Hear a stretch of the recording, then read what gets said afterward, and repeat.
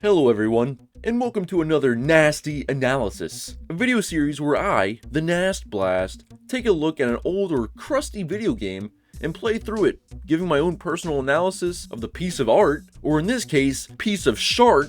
So far, most of the games I've covered have had their fair share of crust for sure, but most have had at least some form of charm. This one, however, is a little debatable. We are of course talking about the 2023 game, The Walking Dead Destinies, a third-person game based around the TV show, a game developed by a studio called Flux Games and published by Game Mill Entertainment, same company to publish another well-known greasy game, Skull Island, Rise of Kong, the very same year too. You see, I've known that this game is pretty bad, which is why I never actually bought it at full price, as it is a whopping $50, but I've been waiting to hate play it, being as I am, or at least was, a huge Walking Dead fan, the main show being one of my favorites of all time, mainly due to the main man himself, Rick Grimes. Does it look like Rick?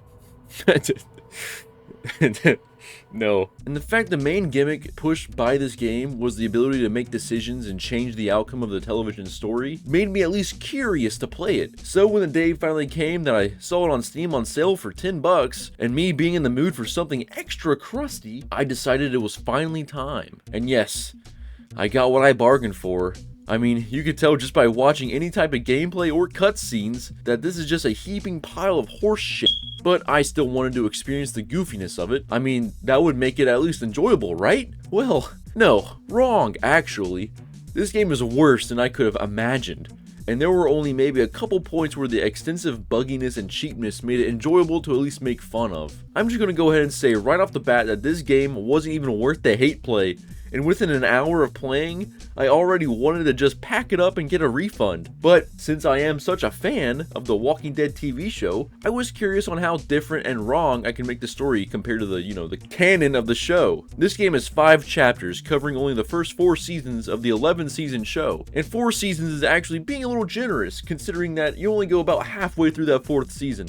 So it's more like 3.5. There will be spoilers for the show in case you haven't seen it. But if you're here, I'm just gonna assume that you have, or you just don't care about seeing it. I would advise you to watch it though. At least the first 5 seasons, if not all the way to season 9. This cannot be the way you experience this story. It's like the Wish version of the TV show. But with that being said, this game's story is completely jacked up. And yet the story is still the most interesting thing about the game. For the most part, it sticks to the same story beats of the original, but the details are where everything starts to crumble. The game focuses on different storylines you get based on your decisions, but at the end of the day, it feels like the decisions really don't matter. No matter what, you're going to end up at the same place, only difference is what characters are present. But the characters aren't very prevalent anyway, and barely any contribute to the story besides Rick or Shane. There's like group scuffles that happen between every level that you have to settle by taking someone's side, and most of the time it's Carl causing all the issues. These are pointless. It's not like they remember or anything like any good Walking Dead game. The only character stuff we actually get is in the cutscenes, if you can even call them cutscenes. I mean, these are barely cutscenes at all. This is a whole can of ass right here that I don't really want to open yet, but these cutscenes are just awful, sickening even. And the character models, man, what are these? This is not Rick Grimes. This is Dick Slime. And Shane looks like he's been made of cheap Play-Doh, and they pinch his face too tight. And the voice acting, man, some of these characters are just off. Mainly Rick and Shane. The coolest part is that some of the actors actually did return to this to voice their characters from the show. The characters that had their actors return were Lori, Beth, T-Dog, and that prisoner dude Andrew. Also, the actors who played Carl and Sophia came back as well to voice some random goons. So I bet that was fun for them. And by the way, the guy that does Rick's voice in this doesn't sound like him at all, and is just doing a yeehaw cowboy voice. Did you get bit? Bit? No, I got shot. I mean, he kind of sounds like Morgan. Woke up today in the hospital. That's all I know. Get out of here! How do you like that? The guy doing Shane actually sounds more like Rick sometimes than the actual Rick does in this game. Carl would like this place. Maybe we could catch some frogs. Still gotta find food for those folks. For Lori and Carl. But like I said, the story has the same plot threads, the first few levels following Richard Grimes over here entering the zombie wastelands. Level 1 being in the hospital where he wakes up, and then level 2 is the meeting with Morgan and going down his neighborhood to loot. This is where we start to learn some of the game mechanics, which pretty much play like a shitty The Last of Us. Main thing to go over here is the use of your basic weapons, with of course light and heavy attacks that take up stamina, as well as a knife for sneak attacks. Luckily the weapons you pick up don't break though, which is a mechanic I'm getting pretty tired of. These melee weapons include a crowbar, fire axe, sledgehammer, machete, baseball bat, and of course Michonne's katana. We are also equipped with a dodge roll, which is always wild to see Ricky Grimes do. There are other items you can pick up, like meds and bottles you can throw to gain the walker's attention, but these items you can only hold one of at a time, which is just dumb. And then there's of course the guns they can use. All your basic stuff, pistols, shotgun, rifle, and Rick's Colt Python. But let me tell you something. These guns are actually brain-numbingly difficult to use sometimes. I was playing on Steam with a controller, so I don't know how the console versions play, but even at 1 sensitivity in the controls, the aiming is absolutely atrocious. Way too sensitive. I heavily relied on using the auto aim to quick shoot enemies. The auto aim does make getting headshots easier like this, but you especially hurt from this in the sniping sections, or when you're trying to shoot dynamite strapped to a specific walker. There's one more thing to go over with the actual combat, and that's the second wind type thing you get, where if you get close to death, you go into a fight or flight mode, where one hit will kill you, but you have a chance to survive. One mode you freak the fuck out and can only run away, or you get a wrathful mode where you can only do heavy attacks. It's something notable, but really doesn't change the game in any way, other than giving you a second chance to lock in before you die and have to restart the whole mission over. And yeah, that's pretty much the mechanics. They tell you that you have a decision to be stealthy or be offensive, but the stealth sucks in this game. Attacking zombies one at a time just takes way too long, especially when just about every area is flooded with them. My best method of tackling areas with zombies is just run through until I find the exit. And if I have to move something like a blockade, just lead the zombies away and circle them into a mob and then run right back and then move the blockade or whatever. Fighting them occasionally can be fun, mainly if you have the fire axe. That thing just mows through them, especially when fully upgraded. Oh, and yeah, that's another thing. There are upgrade points you can get from finding random shit on the ground, and you can use them on a skill tree. Each survivor is dedicated to one thing, like crouch speed or damage with a specific weapon. And if the character dies or leaves the group, you can no longer unlock new perks said character has, but the ones you got before they left do stay. And you gotta act quick on one character specifically because the first real decision you make gets one killed. This happens at the end of the 3rd level taking place in Atlanta, after the famous and iconic scene of Rick hiding in a tank, where here you never actually see the inside of it and never see Rick's mouth move because that animation would just cost way too much money. But then again, that is something very consistent throughout the whole game. Anyways, of course Rick just shows up on the rooftop where Merle and T-Dog are having their dispute, and it's up to us the player to decide whether we should immediately handcuff Merle to the roof or try to de-escalate. And being as I want to pick every decision that didn't happen in the show, I go with de-escalate, which of course gets T-Dog locked up on the roof instead of Merle. He's cheesing over there. Yeah, well, dude, what are these like stills? You couldn't just animate the scene? Put like a little bit more effort? What the fuck, man? Oh. Looks like Officer Friendly needs to keep better track of his equipment. What do you think's gonna happen when you show up without me? It's a dangerous world out there, Mr. Yo. People go missing all the time. Hey, stop! If I get loose, you better pray. You hear me? Dude, I wanted T-Dog on the team. I was just trying to see different scenes, man.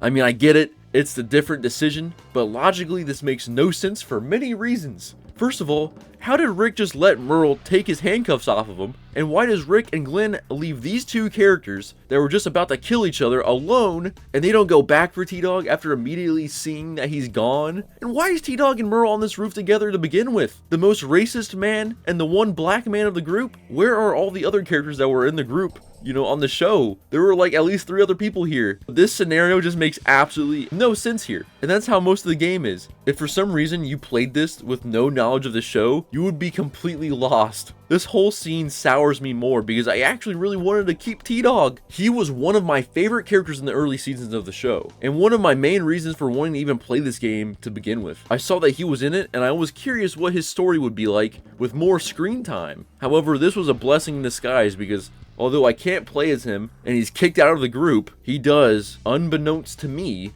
become one of my most pivotal characters in my game. Afterwards, though, we get more Season 1 stuff that they needed to drag out, so we have a woods level with Shane picking berries. I'll take that, thanks. Imagine him just saying that to a fucking bush. Yeah, I'll take that, thanks. Another berry bush. I'll take that, thanks. Then Rick makes it to the survivor camp and has a heartwarming scene of finding his family. Dad! Yeah, that looks like Lori, and that looks like Carl, but like, they fucked up. They fucked up Rick and Shane's face. Shane said, Shane, dude, what are these faces? We are then greeted with the first hub zone that lasts for this one segment, being the camp from Season 1. But once we get here, we see all the characters that we are missing. Some being pretty important, like Andrea, who I mentioned earlier, alongside her sister Amy. And this made me think, if Andrea and Amy aren't there, then who was the woman Rick was talking to earlier on the phone? If it was Lori, how did he not recognize the voice?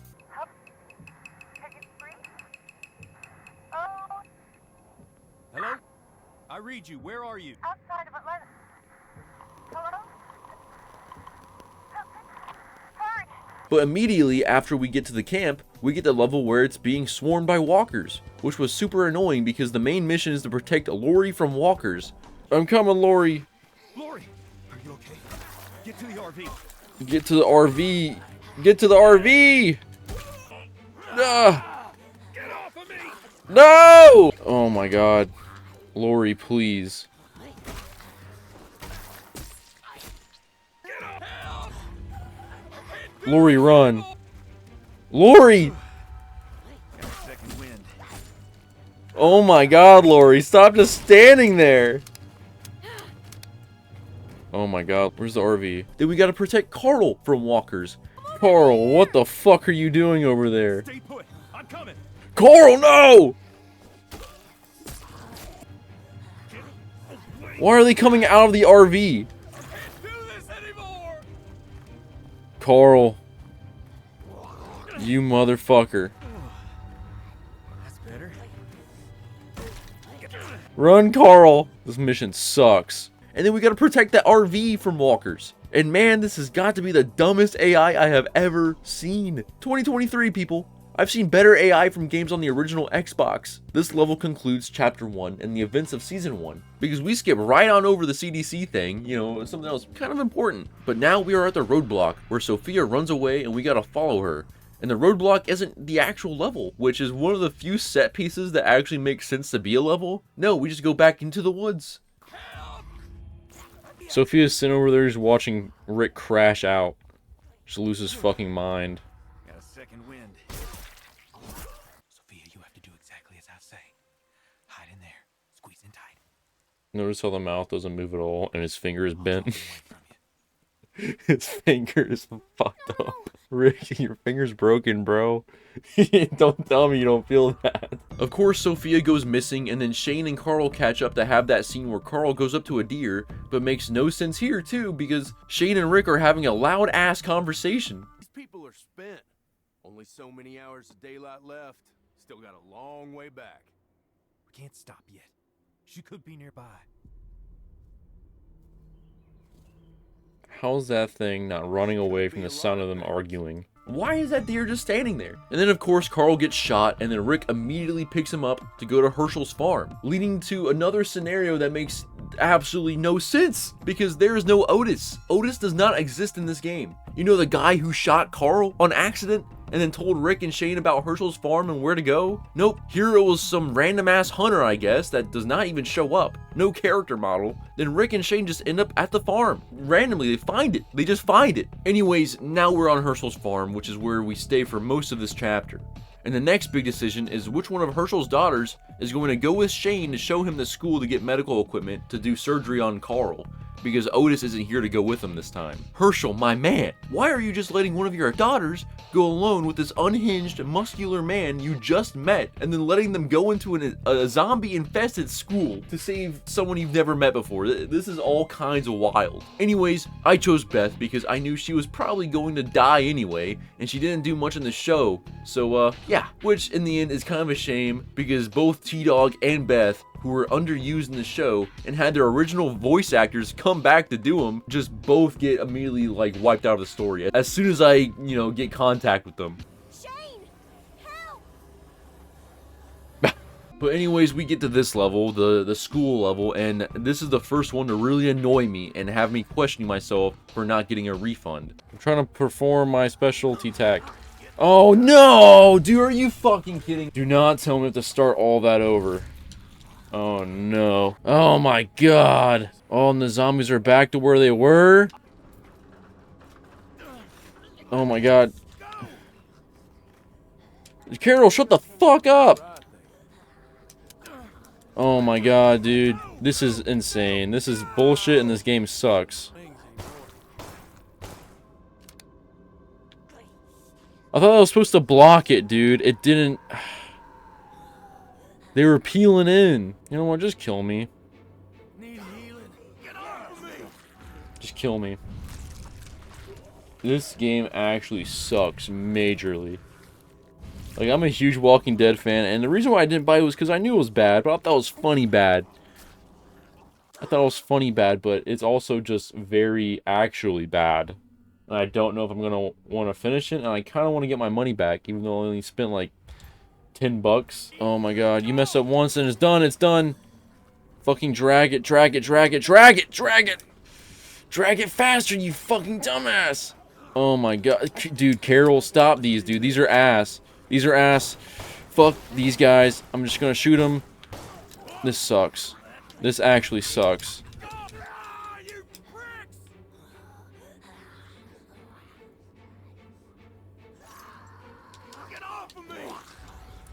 I might uninstall this game. Also, look, a new variant walker. A fat tank walker that are bullet sponges, because everyone loves those. My question is, if you're willing to include variants that aren't canon to the show, like this walker, why not have more? Why just stop at this one variant? Oh man, I don't know if I can beat this game, dude. I don't know if I can. Well, it's not ability wise. It's I don't know if I want to. This game fucking sucks.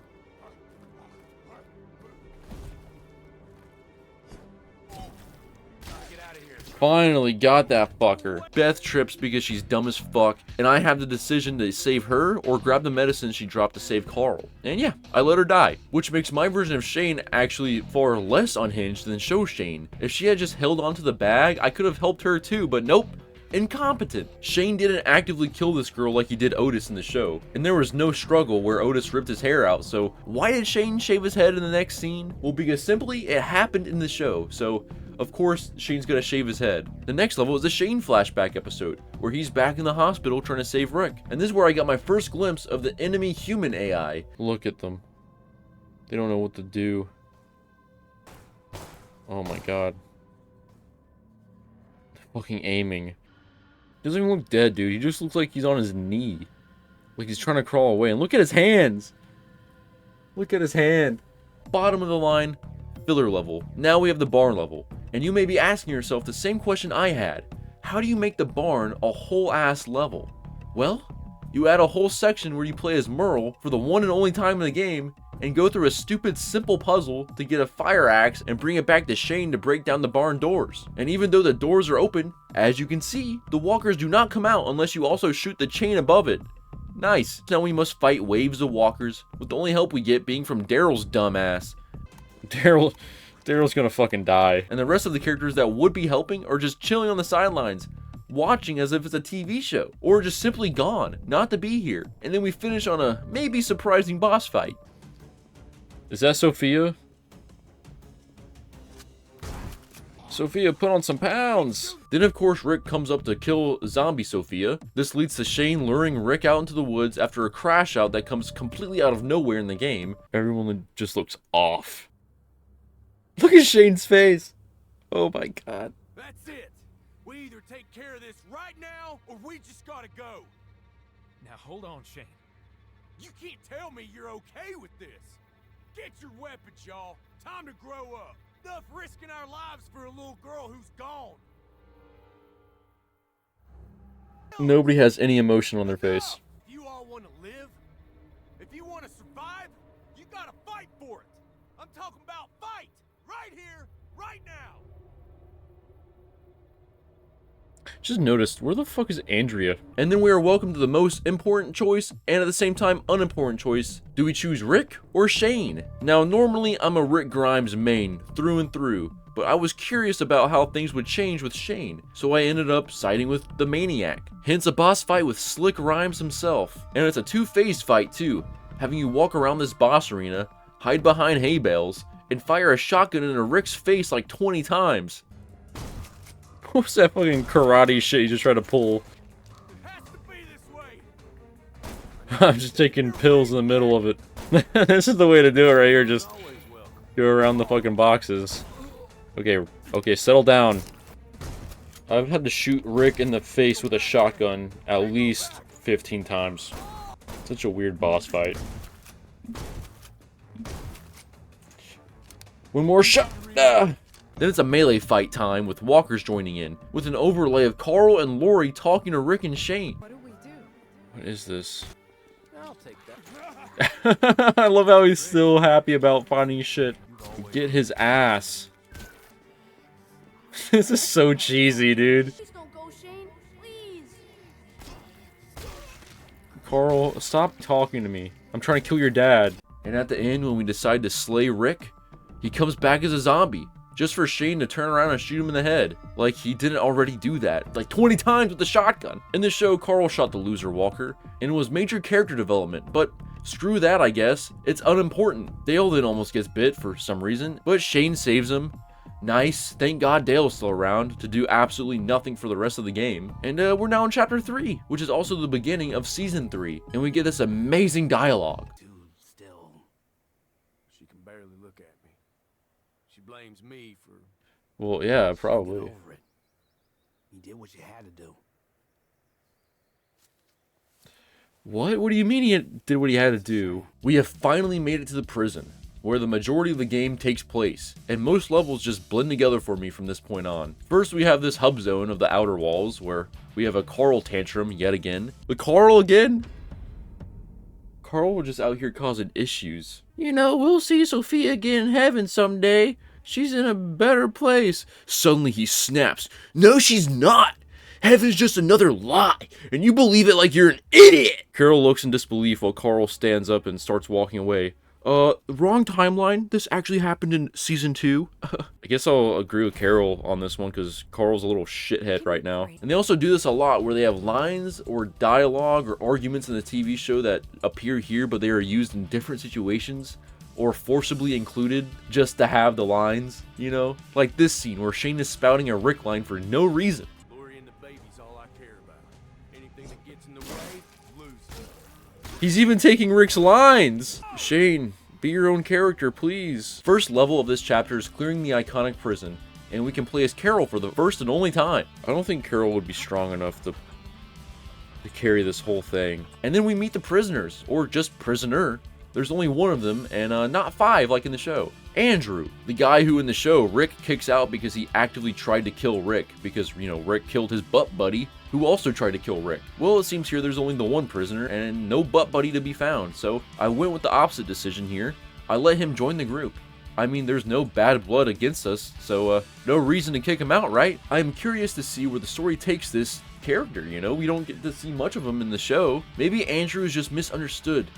Hold that thought for one level. Now we get a Herschel level, where he goes Rambo on hordes of walkers with an assault rifle. I also like the minor detail that Herschel can't dodge roll because he's like 200 years old. Good on you guys.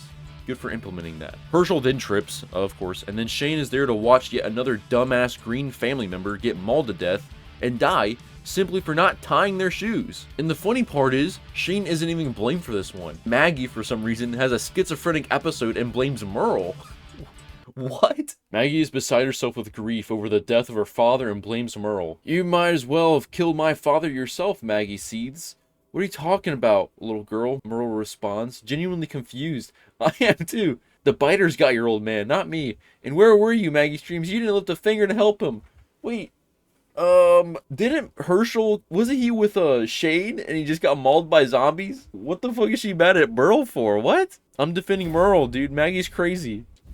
Okay, that was a weird conflict to solve. Come to this next level, Andrew decides he's gonna do what he did in the show and just turn on all the alarms to the prison, attracting hordes of the undead, and this just completely befuddles me. In the show, the reason he did this is, like I said, Rick killed his booty lover and then got locked out of the prison with walkers, so he was pretty mad and wanted revenge. Honestly, warranted crash out. But here, literally no reason for Andrew to do this. I let him into the group, no issues, and there were no other prisoners to kill or have, bad blood against us. And he even screamed shit at us in his boss fight like we did something to deserve this. Come into my house, try to kick me out?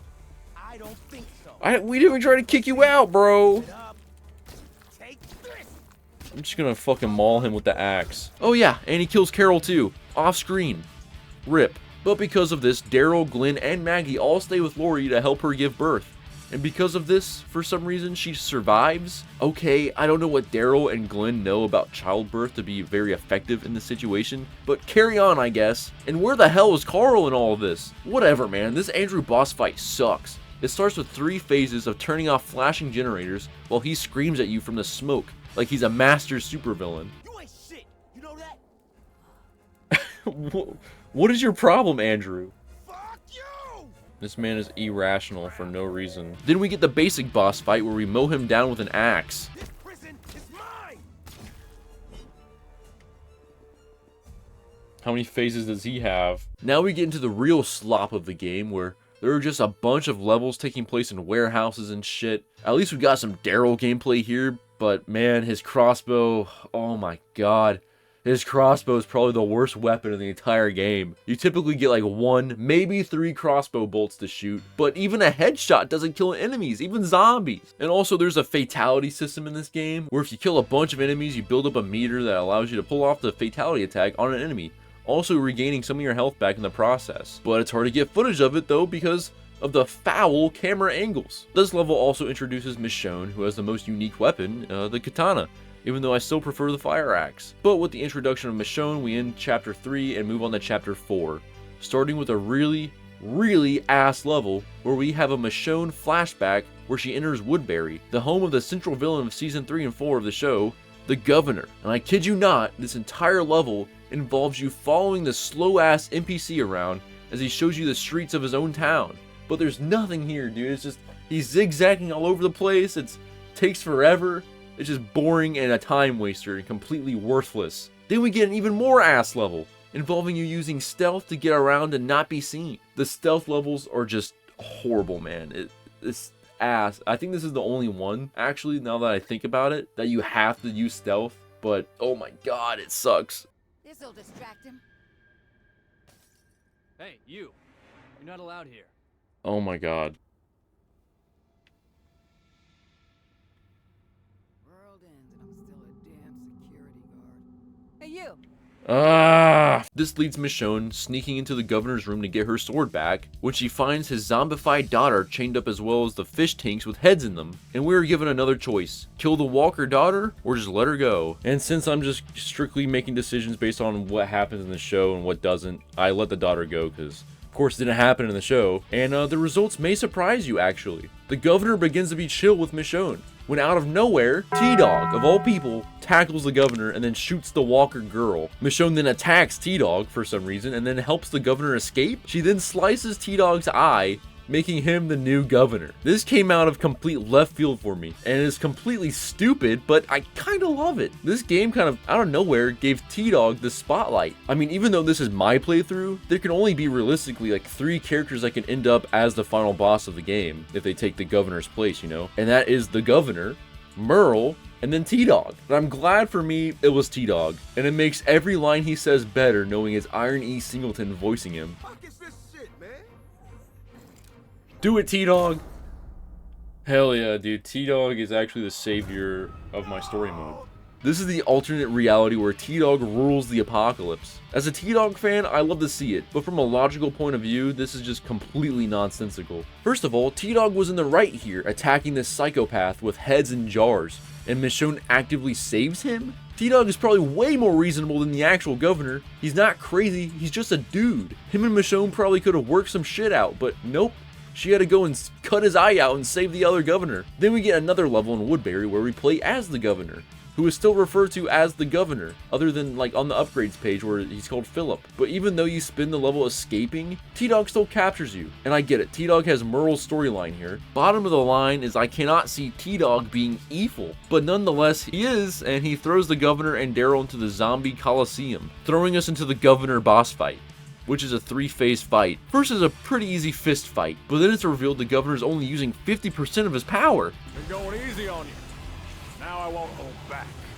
leading to phase 2, another fist fight. But then in phase 3, T-Dog lends the governor some of his energy, taking the form of a shotgun, and then Daryl continues to just beat his ass into the ground, not giving a fuck about the shotgun. I claim it mistrial. Dude, Daryl's still kicking his ass even though he's got a shotgun.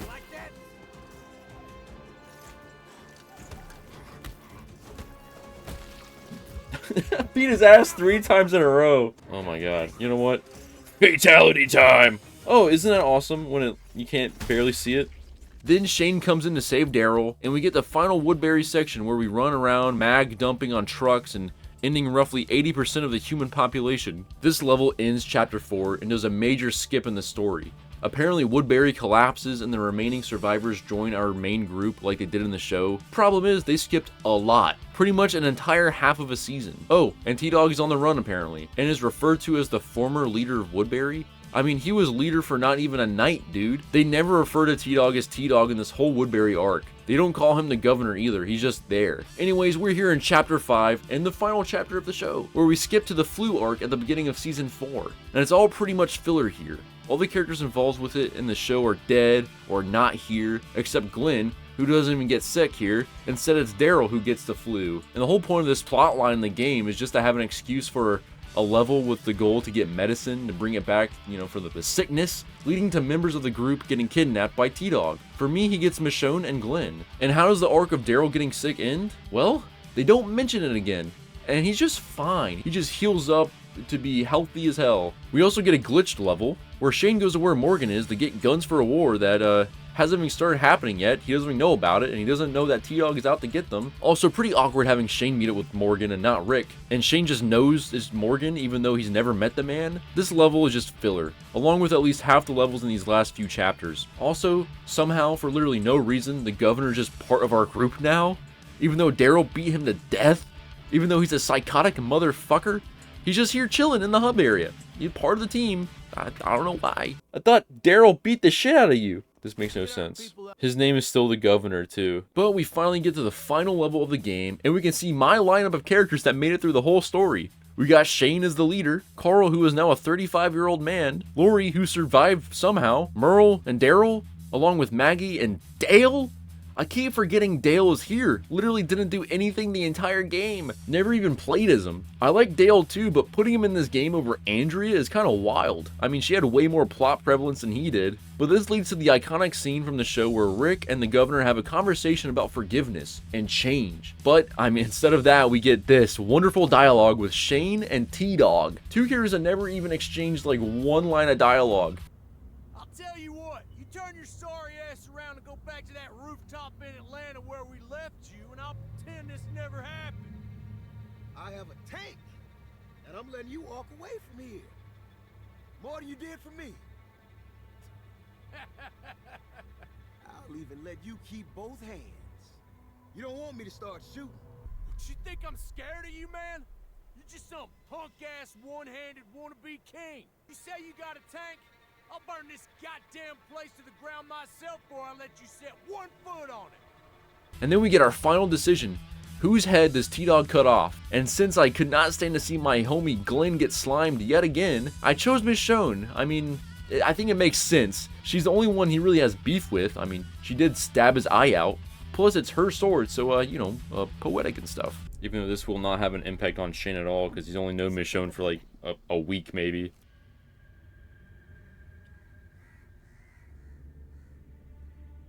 Where does it end? This is a moment where everything can change. Or it can all just stay the same. I ain't hearing this shit. Nice one-liner. This final level is fairly long, including 2 boss fights. One with the tank, and yeah, I kind of just skipped over how T-Dog infiltrated a new community and took it over, then got their tank, which they just so happen to have. They skip over a lot of stuff in this game. And then we get the final brawl with T-Dog himself in an arena of fire. And let me just say, I would have never thought that there would be an official Walking Dead game with T-Dog being the final boss. Just, wow. My brain feels swollen. How come the zombies aren't attacking him? It's only me.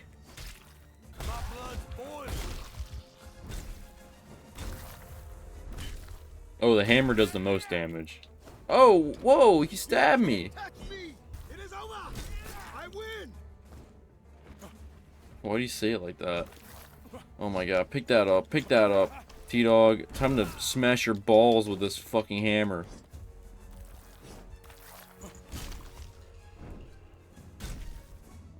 Good. Anyways, T-Dog gets his head cut off by Shane, and all the survivors have a dramatic escape, showing all of them leaving the flaming prison, including the governor, which is just outright wrong. Why is he here? I have no idea. This makes no sense. And then the final scene is Shane, Lori, and Carl leaving the prison, all dramatic-like. And then the final after-credits scene of a hint towards Terminus, DLC or sequel? Yeah, I hope not. Please do not.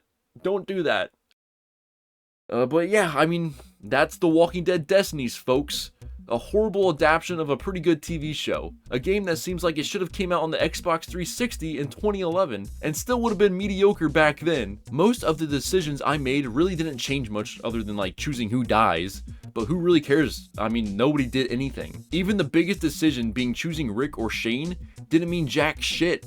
The story played out normally, and they just gave Shane all this stuff that Rick had.